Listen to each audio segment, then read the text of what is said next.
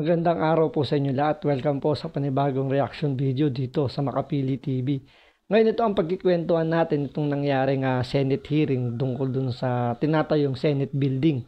So nagkaroon ng bangayan yung dalawang senador, si Nancy Binay at si Alan Peter Cayetano.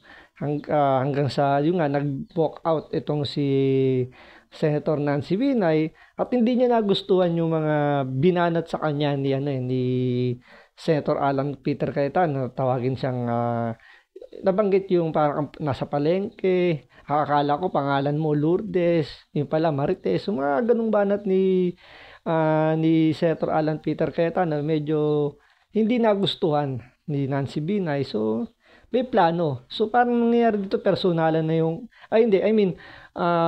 lumalabas parang nagkakaroon na ng personalan. So hindi naman talagang totally pero parang may something na gano'n na nangyayari. So dahil doon may pinaplano itong si Senator Nancy Binay para dito kay Senator Alan Peter Cayetano. So ano yung pinaplano niyan? So panoorin po natin itong balitan to, pero bago ang lahat, kung hindi ka pa nakasubscribe sa Makapili TV, baka pwede naman pakipindot yung subscribe button at the same time palike na rin po ng video. Wala naman pong bayad dyan, kaya pindot na. So ito, panoorin po natin itong balitang to. Pag-aaralan ng kampo ni Senadora Nancy Binay ang paghahain ng ethics complaint laban kay Senador Alan Peter Cayetano. Kasunod niya ang sagutan nila sa pagdinig ng itinatayong new Senate building. Nakatutok si Mav Gonzalez. Sasabihin mo sa media, may kilalaman to sa Taguig at Makati. Tapos pero sasabihin mo, may sumasaksak sa likod mo. Pero Hindi sinabi naman ko ba na marites. Alan Peter Cayetano ang Hindi. sumasaksak Pero- sa akin? Parang, di ba sabi nila yung pag nagre-react ng Ma'am, ganyan, baka guilty. Lourdes ang pangalan mo, hindi Marites. Nakakahiya na. Matapos magkainitan sa pagdinig ng Senado ukol sa ipinapatayong new Senate building kahapon, nauwi sa pag-walkout ni Senadora Nancy Binay, pag-aaralan daw ng kampo ni Binay kung maghahain ng ethics complaint laban kay Senate Accounts Committee Chair Senador Alan Peter Cayetano. Hindi pa raw nababasa ni Binay ang buong transcript ng pagdinig at pag-aaralan pa ito ng legal team niya. Pero okay na raw si Binay kahit hindi humingi ng dispensa si Cayetano, saan niya ay pambabastos nito sa hearing. Dito parang lumalabas dito masyadong balat sibuyas na itong si Nancy Binay. Although karapatan naman niya kung makaramdam siya sa tingin niya na medyo na-offend siya doon sa sinabi ni Alan Peter Cayetano. Pero syempre, talagang ganun ng way ng tanungan diyan sa Senado kapag di ba, pag may hearing. So ang lang naman bakit hindi kasi masagot ng direkta sa yung mga tinatanong ni Cayetano, bakit hindi ka kasi masagot ng direkta?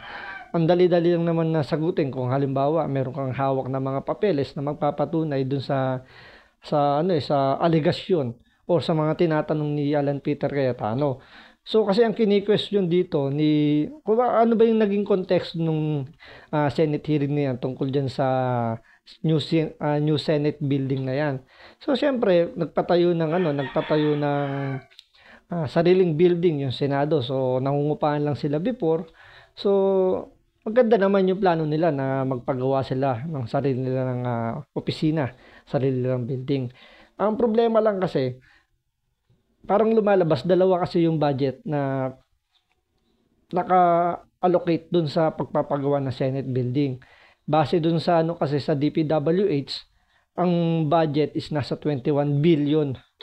Ngayon, may nakuwang dokumento si Alan Peter Cayetano galing sa opisina na hinahawakan din ni Nancy Binay na lumalabas na may budget na 23 billion. So may discrepancy na 2 billion.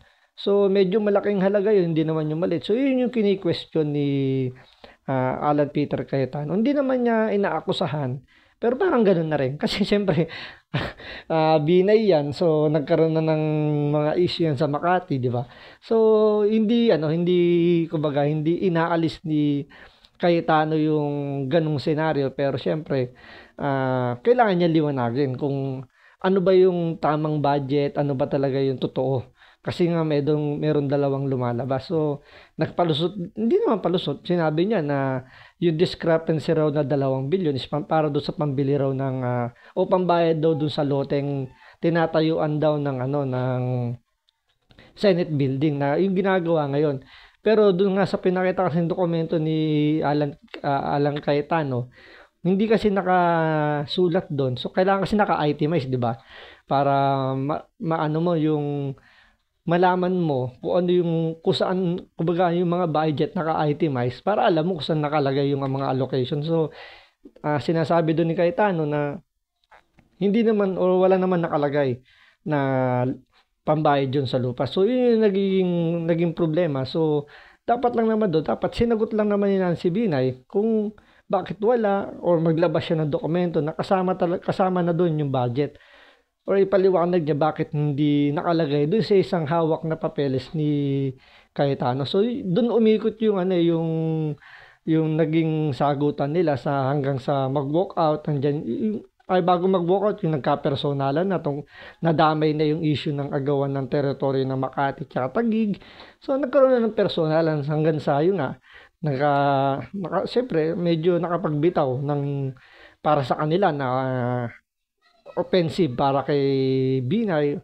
So yun nga plano niya rito is mag-file siya ng ethics complaint dito kay Alan Peter Cayetano. So siyempre kailangan niya muna pag-aralan din muna yung transcript bago siya gumawa ng action kasi baka naman mapahiya lang na hindi naman siguro kasi sa iba hindi naman masyadong offensive o hindi naman nakaka-offend yung sinabi ni Alan Peter Cayetano. So kailangan niya muna pag-aralan. Na hindi raw tamang asal ng isang senador. Sinusubukan pa ng GMA Integrated News na makuha ang panig ni Senador Cayetano. Ang pinagtalunan kahapon ni Binay at Cayetano ang 23 billion pesos na kabuuang halaga ng new Senate building na naunang sinabi ni Senate President Cheese Escudero. Sabi ni Cayetano, galing mismo sa Senate coordinating staff ng mga tauhan dating ni Binay ang halagang 21.7 billion pesos para sa new Senate building. Kung isasama rito ang ipinambili ng lupa na mahigit 1.6 billion, aabutin ito ng mahigit 23 billion pesos. Pero sabi ni Binay, hindi naman kasama sa ginagawa ng DPWH yung ipinambili ng lupa. Sa pagdinig, sinita ni Cayetano si Department of Public Works and Highways Senior Yusik Emil Sadain dahil sa kanyang mga sinabi sa panayam sa GMA Integrated News. Dito, sinabi ni Sadain na hindi raw aabot sa 23 billion pesos ang gasto sa konstruksyon. Meron pa raw kasing 5.7 billion pesos na under review para sa Phase 3 at kung susumahin ang napondohan na at yung nire-review pa, nasa 16.8 billion pesos daw ang new Senate building. Pero ipinakita ni Cayetano ang sulat ng DPWH kay dating Accounts Committee Chair Binay. Nagsalita ka, hindi aabot ng 23 billion. Sa mismong sulat na galing sa inyo, tama yung 23 billion. Ayan po yung sulat. Ayan po may firma at copy furnish po kayo. Medyo questionable nga naman yun, di ba? Na magsasabi ka na hindi aabot ng 23 billions, around 16 billion lang yung magiging gastos. Tapos iba naman yung nakalagay dun sa dokumento. So, halimbawa, may sukli, parang ganun, di ba, sa mga bata. Pag inutusan mong bumili sa tindahan, bibigyan mo ng 20 pesos. Pero ang mabibili lang pala wala pang 20 pesos. So, yung sukli, pwede na isube. So, parang ganun yung gustong palabasin dito ni Alan Peter Cayetano na, teka lang, nung naglabas kayo ng statement, nung in-interview kayo, sabi nyo, hindi aabot ng 23 billion, around 16 billion plus lang. Tapos ngayon, sa dokumento nyo, meron kayo dito 23 billion. So, nagkaroon ng discrepancy na hindi lang 2 billion, nasa 7 or 6 billion pesos. So, saan mapupunta? 'Di ba? Malaking halaga 'yun. Napakalaking budget no na pwedeng pagtuunan pa ng ibang proyekto. So, kung halimbawa, hindi naman natin sinasabi, pero ito yung sinasabi lang ng mga pilosopong tambay, kung mapunta sa korupsyon, yung 6 na bilyon. So, tiba-tiba yung mga makikinabang dyan. 6 na bilyon yung paghahatian nila. So, di ba, parang nakaka-stress o nakakainis lang isipin na talagang pinagsasamantalahan yung mga project para lang kumita yung mga corrupt official, yung mga corrupt na tao dyan sa humahawak sa proyektong yan. Ang sinabi nyo 5.7 po, actually ang propose nyo sa amin, pag bidding 8.5, pag negotiated 7.3. So mali ang bigay sa inyo, sir. Mali, Mr. Chair. So I think you an apology naman to the Senate. I stand corrected, Mr. Chair, and we seek apology for that figure. No. On your documentation, there's no such thing as 23 billion for DPWH. So, I think yung Sagsandain, hindi nyo kailangan mag-apologize. Sa huli, ang sagot ng DPWH, wala talagang 23 billion sa mga dokumento nila. Kahapon, isa sa mga kwestiyon ni Cayetano ang fasad ng new Senate building na hindi pa nasisimulan dahil nasa phase 3 pa ng construction.